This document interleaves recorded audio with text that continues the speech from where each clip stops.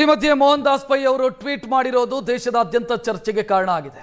ನಾವು ಮೋಹನ್ ದಾಸ್ ಪೈ ಅವರನ್ನೇ ಮಾತನಾಡಿಸಿದ್ವಿ. ಯಾಕೆ ಅವರು ಟ್ಯಾಕ್ಸ್ ಟೆರರಿಸಂ ಅನ್ನು ಪ್ರಸ್ತಾಪ ಮಾಡಿದ್ರು ಅಂತ ಅವ್ರು ಏನು ಹೇಳಿದ್ರು ನೋಡೋಣ. ಸರ್, ಈಗ ಐಟಿ ದಾಳಿಗಳಿಗೆ ಸಂಬಂಧಪಟ್ಟಂಗೆ ತಾವು ಒಂದು ಈಗ ಪೋಸ್ಟ್ ಮಾಡಿದ್ರಿ, ಇದೊಂದು ಐಟಿ ಟೆರರಿಸಂ ಅನ್ನೋ ಒಂದು ವಿಚಾರಕ್ಕೆ ಸಂಬಂಧಪಟ್ಟಂಗೆ ಕೂಡ ಸರ್ ನೋಡಿ, ಐಟಿ ಟೆರರಿಸಂ ಆಗತ್ತೆ, ಡಿಸ್ಪ್ಯೂಟ್ಸ್ ಜಾಸ್ತಿ ಆಗತ್ತೆ. ಇವರು ಟ್ಯಾಕ್ಸ್ ಡಿಪಾರ್ಟ್ಮೆಂಟ್ ಅವರು ಮನೆಗೆ ಹೋಗ್ಬಿಟ್ಟು ರೇಡ್ ಮಾಡ್ತಾರೆ.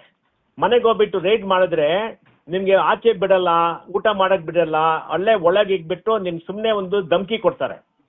ಆಮೇಲೆ ಎಂಡಲ್ಲಿ ಇದು ಸೈನ್ ಮಾಡು, ಅದು ಸೈನ್ ಮಾಡು, ಸೈನ್ ಮಾಡಿದ್ರೆ ಇದು ಮಾಡ್ತಾರೆ, ಸೆಟಲ್ ಮಾಡ್ತಾರೆ. ಅಂದ್ರೆ ಎಲ್ಲಾರ್ಗು ಭಯ ಆಗ್ಬಿಟ್ಟಿದೆ. 3 ದಿನ 4 ದಿನ ಮನೆಯಲ್ಲೇ ಕೂತ್ಕೊಂಡ್ಬಿಡ್ತಾರೆ. ಅರ್ಥ ಆಯ್ತಾ? ಅದು ಆಗ್ಬಾರ್ದು.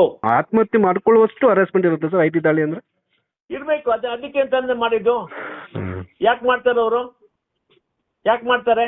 ನೀವು ಉದ್ಯಮಿಯಾಗಿ ಈಗ ಸಿ.ಜೆ. ರಾಯ್ ಅವರ ಕೇಸನ್ನ ನೀವು ಯಾವ ರೀತಿ ಪರಿಗಣಿಸ್ತೀರಿ? ನೋಡಿ, ಸಿ.ಜೆ. ರಾಯ್ ಅವರು ಬಿಸ್ನೆಸ್ ಮಾಡ್ತಾ ಇದ್ರು. ಇವರೇನೋ ಕೇರಳದಿಂದ ಬಂದ್ಬಿಟ್ಟು ಎಂಕ್ವೈರಿ ಮಾಡ್ಬಿಟ್ಟು ಆಫೀಸರ್ ಕೂತ್ಕೊಂಡ್ಬಿಟ್ಟು ಅವ್ರಿಗೆಲ್ಲ ಏನೋ ಮಾತಾಡಿದಾರೆ, ಏನೋ ಮಾಡಿದಾರ. ಈ ಮನುಷ್ಯ ಹೋಗ್ಬಿಟ್ಟು ಆತ್ಮಹತ್ಯೆ ಮಾಡ್ಬಿಟ್ಟಿದ್ದಾನೆ. ಅಂದ್ರೆ ಏನಾಯ್ತು? ಅವ್ನು ಏನೋ ಮಾಡಿರ್ಬೇಕು, ಸೆಟಲ್ ಮಾಡಿರ್ಬೇಕು. ಇಲ್ಲ ಯಾಕೆ ಮಾಡ್ತಾರೆ ಆತ್ಮಹತ್ಯೆ? ಅದಕ್ಕೆ ಇಂಕ್ವೈರಿ ಮಾಡ್ಲಿ. ಇಂಕ್ವೈರಿ ಮಾಡ್ಬಿಟ್ಟು ಏನಾಯ್ತು, ಯಾಕಾಯ್ತು ಅಂತ ಮಾಡ್ಬಿಟ್ಟು ಯಾರ ತಪ್ಪು ಮಾಡಿದ್ರೆ ಆಫೀಸರು ಅವ್ರಿಗೆ ಶಿಕ್ಷಣ ಕೊಡ್ಬೇಕು. ಯಾಕಂದ್ರೆ ಯಾರು ಆತ್ಮಹತ್ಯೆ ಮಾತಿದ್ರ ಮಾಡಲ್ಲ.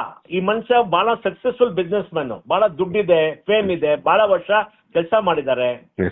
ಈ ತರ ಒಂದು ಅಕಂಪ್ಲಿಷ್ ಇಂಡಿವಿಜುವಲ್ ಅಂದ್ರೆ ಬಿಸ್ನೆಸ್ ಮ್ಯಾನ್ ಸುಮ್ನೆ ಆತ್ಮಹತ್ಯೆ ಮಾಡಲ್ಲ. ಆತ್ಮಹತ್ಯೆ ಮಾಡ್ಬೇಕಾದ್ರೆ ಏನಿದು ಗ್ರೇವ್ ಆಗಿತ್ತು ಅದೇ ಎಂಕ್ವೈರಿ ಮಾಡ್ಬೇಕು.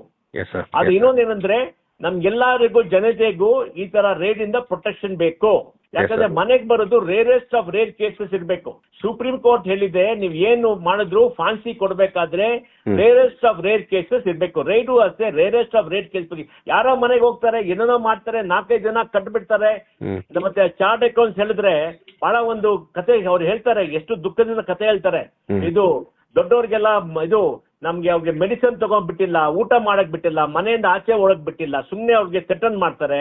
ಎಂಟಲ್ಲಿದ್ದರ ಏನೋ ಸಿಕ್ಕಿಲ್ಲ ಆದ್ರೆ ಒಂದು ಡಾಕ್ಯುಮೆಂಟ್ ಸೈನ್ ಮಾಡ್ಬಿಟ್ಟು ಫೋರ್ಸ್ ಮಾಡ್ತಾರೆ. ಎಲ್ಲರೂ ಅದೇ ಹೇಳ್ತಾರೆ. ಈ ತರ ಮಾಡಬಾರ್ದು. ನಮ್ಮ ಗಣತಂತ್ರದಲ್ಲಿ ಈ ತರ ಪವರ್ ಕೊಡಬಾರ್ದು ಇವ್ರಿಗೆಲ್ಲ. ಯಾಕಂದ್ರೆ ಯಾರಾದ್ರೂ ಮನೆಗೆ ಹೋಗ್ಬಿಟ್ಟು ರೇಟ್ ಮಾಡ್ಬೇಕಾದ್ರೆ ಕೋರ್ಟಿಂದ ಆರ್ಡರ್ ತಗೊಳ್ಳಿ, ಕೋರ್ಟಿಗೆ ಹೋಗ್ಬಿಟ್ಟು ಹೇಳಿ ಈ ಮನುಷ್ಯ ಇದೆಲ್ಲ ಮಾಡ್ತಾ ಇದ್ದಾರೆ, ನಮ್ಮ ಹತ್ರ ಎವಿಡೆನ್ಸ್ ಇದೆ ಅಂತೆಲ್ಲ ತೋರಿಸಿ ಕೋರ್ಟಿಗೆ. ಕೋರ್ಟ್ ಹೇಳ್ಬಿಟ್ಟು ಕೇಳಿ, ಪರ್ಮಿಷನ್ ಕೇಳಿ ರೇಡ್ ಮಾಡಕ್ಕೆ ಕೋರ್ಟ್ ಕೊಡ್ಲಿ. ಅಮೆರಿಕಲ್ಲೂ ಅಷ್ಟೇ, ಕೋರ್ಟಿಗೆ ಹೋಗ್ಬಿಟ್ಟು ಪರ್ಮಿಷನ್ ತಗೋಬೇಕು. ಅಮೆರಿಕ ಆತರ ಮಾಡ್ಬೇಕು. ನಮ್ಗೆ ಪ್ರೊಟೆಕ್ಷನ್ ಇಲ್ಲ. ಅಂದ್ರೆ ಈಗ ಉದ್ಯಮಿಗಳಿಗೆ ಎಲ್ಲೇ ದಾಳಿ ಮಾಡ್ಬೇಕಂದ್ರೆ ಐಟಿ ಅವರು ಕೋರ್ಟ್ ಮುಖಾಂತರವಾಗಿ ಯಾವುದೇ ಜನತೆಗೆ ನಿಮ್ಗೆ ಯಾರು ಬೇಕಾದ್ರೂ ಆಗ್ಬೋದು ಇದು.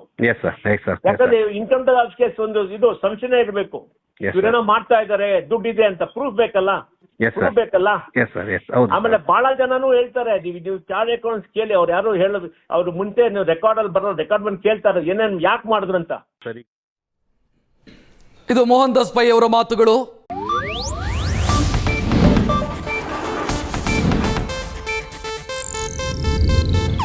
ಇದು ಏಷ್ಯಾನೆಟ್ ನ್ಯೂಸ್ ನೆಟ್ವರ್ಕ್ ಪ್ರಸ್ತುತಿ.